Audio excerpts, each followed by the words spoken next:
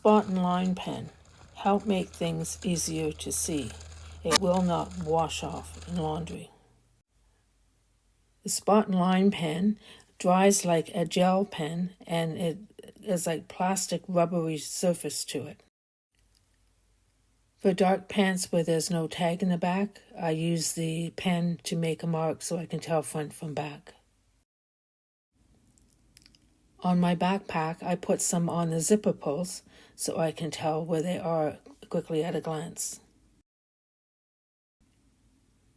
On the small backpack that I use as a purse so my hands are free, I put it on the inside zippers.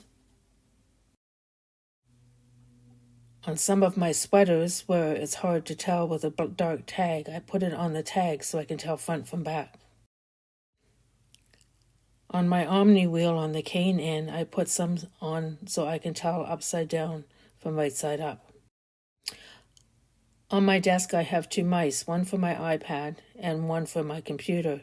The one for the iPad I marked so I know which one from the other.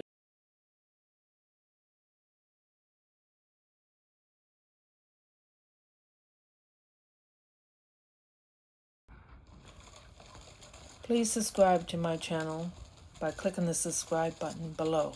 Thank you.